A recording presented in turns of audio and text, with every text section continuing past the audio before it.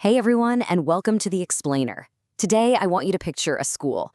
But don't just imagine a boring old building filled with desks and chalkboards. Think of it as a living, breathing ecosystem. We're going to be cracking open the blueprint of a health-promoting school, uncovering how every single element, from the gardens outside to the psychological support inside, works together to build a truly thriving community. Now, to put into perspective why this concept is absolutely crucial, we have to look at a pretty staggering fact from our source material. About 1/5 of the entire Sri Lankan population is of school-going age. Think about the sheer scale of that. Because so many individuals spend their formative years inside these institutions, the school environment becomes incredibly influential. It literally shapes a whole society's behavior right from childhood. Okay, let's dive right into this. Here's how we'll break it down today. First, we'll define the health-promoting school. Second, building the physical environment. Third, the psychological support system. Fourth, the 5 themes of health promotion. And finally, the community connection. All right, section 1, the health-promoting school. Let's establish our baseline. So before we start laying any virtual bricks, we need to know what we're actually building. A health-promoting school is one that uses its full organizational capacity to promote the health of everyone. And by everyone, I mean the children and the staff.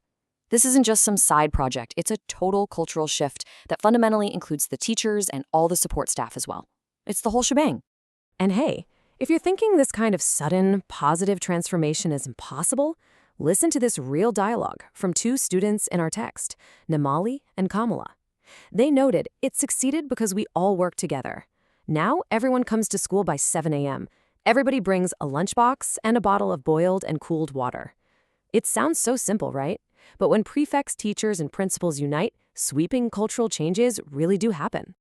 Moving on to section 2, building the physical environment. Let's look at the foundation. Let's look at the tangible stuff first. A healthy school is super resourceful. Take garbage, for example. Degradable organic waste isn't just tossed out. It's smartly converted into compost to grow fruits, vegetables, and herbs right there on the school grounds. It's basically an active hands-on lesson in sustainability. Next up, hydration and hygiene. A healthy physical environment absolutely requires clean, safe drinking water.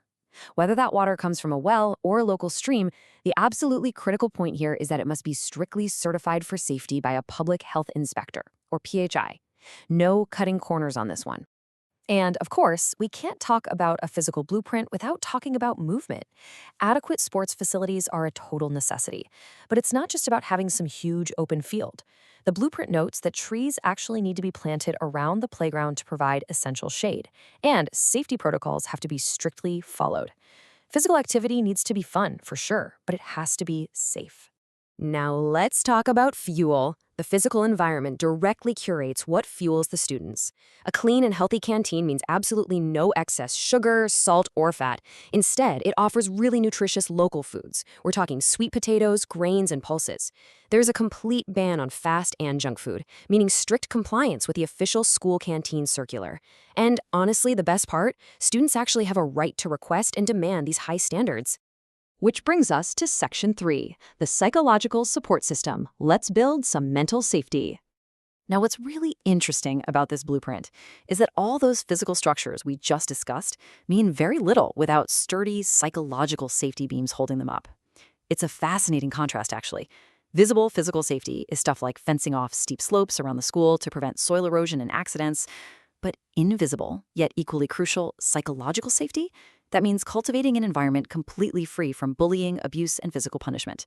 You simply cannot have a healthy school without both. In this model, teachers and principals act as the ultimate psychological support systems. They're meant to provide love and care akin to what a student gets from their own parents.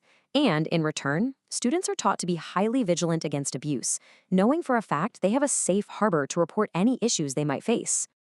So, how do we structurally build this invisible mental ecosystem? Well, it requires active counseling facilities to help students navigate heavy stuff like exam stress and bullying. It requires ensuring equal treatment. Actually, scratch that. It's more than just equal treatment. It's making sure every single student truly feels special and respected. It involves creating regular opportunities for teamwork and leadership development, which naturally promotes productive communication and really builds up their self-esteem. All right, section 4, 5 themes of health promotion. Let's look at the big picture strategy. Okay, let me show you the exact mechanism used to hold the roof up on this whole healthy ecosystem. Let's walk through this sequential 5-theme framework from the text. First up, developing policies which promote health. Second, improving knowledge and skills. Third, creating a healthy environment. Fourth, getting help from the community. And fifth, reorganizing and making optimum use of health services. The source makes a really vital point here. Simply improving a student's knowledge is not going to cut it, without the policies in the community help to back it up. And this brilliantly illustrates what those themes look like in everyday action. It looks like having crystal clear policies for proper waste disposal, using separately colored bins for non-degradable garbage, degradable materials, and paper.